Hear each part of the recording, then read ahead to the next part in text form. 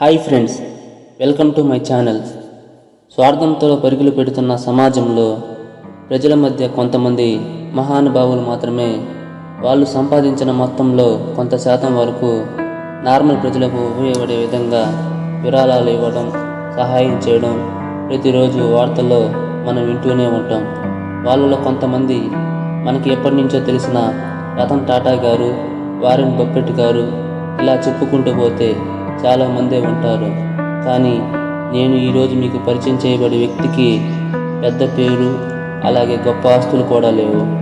కానీ పక్కవాడికి సహాయం చేయాలనుకునే వ్యక్తిత్వం కలవాడు. అతను పుట్టింది బిలో మిడిల్ క్లాస్ ఫ్యామిలీ అయినప్పటికీ తన వ్యక్తిత్వం వల్ల కొన్ని వేల మందికి సహాయం పడ్డాడు. అతను మరెవరో కాదు, ఒడిశా స్టేట్కి చెందిన గంగాధర్ రావు. ఇతను ఒక రిటైర్డ్ గవర్నమెంట్ ఎంప్లాయీ. తన పదవి విరమణ అనంతరం 12 లక్షల పిఎఫ్ని అందుకుంటాడు.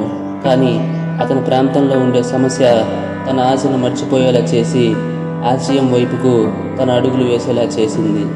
గంగాధర్ రావు నివసించే ప్రాంతంలో సాలంది నది. ఈ నది 6 గ్రామాలను కలుపుతూ ప్రవహిస్తుంది. వేసవి కాలంలో తప్ప మిగిలిన కాలంలో ఆ నదిని దాటడం కష్టమే అని చెప్పాలి. ఏ అత్యవసరమైన పరిస్థితి అయినా ఏమి చేయలేక దీనంగా చూస్తున్న ప్రజలను చూసి గంగాధర్ రావు మదనపడుతూ ఉండేవాడు. ఎప్పుడూ తన పుట్టిన ఊరికి, తన చుట్టుపక్కల ఉన్న ప్రజలకు ఏదో విధంగా సహాయపడాలని ఆలోచన కలిగి ఉండేవాడు. చివరికి తనకి రావాల్సిన పిఎఫ్ మొత్తాన్ని అందుకుంటాడు. ఆ మొత్తాన్ని తన ఊరి ప్రజలకు మెయిన్ సమస్యగా ఉంటున్న సాలంది నదిపై బ్రిడ్జి కట్టడానికి వినియోగించాడు. 6 గ్రామాలను ఎన్నో సంవత్సరాలుగా పీడిస్తున్న కళను తన పిఎఫ్ మనీతో దూరం చేసి తన గొప్ప హృదయాన్ని చాటుకున్నాడు. ఈ రోజుల్లో మనం పక్కవారి కోసం ఆలోచించడమే చాలా కష్టంగా భావిస్తున్నాం.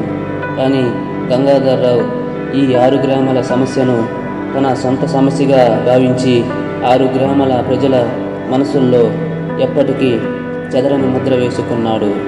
మనం అనుకున్న వాళ్ళే చూసుకోవడానికి చిరాకు పడుతున్న మనుషుల మధ్య ప్రజల సమస్య కోసం తన కష్టార్జితాన్ని దారబోసిన ధ్రువ అవతార్ శ్రీ గంగాధర్ రావు. ప్రజల సమస్యను తీర్చడానికి ఒక పొలిటీషియన్ లేదా ఒక ధనవంతుడే అవసరం లేదు. మన గంగాధర్ లాంటి ఒక సామాన్య వ్యక్తి అయితే చాలు అని నిరూపించాడు.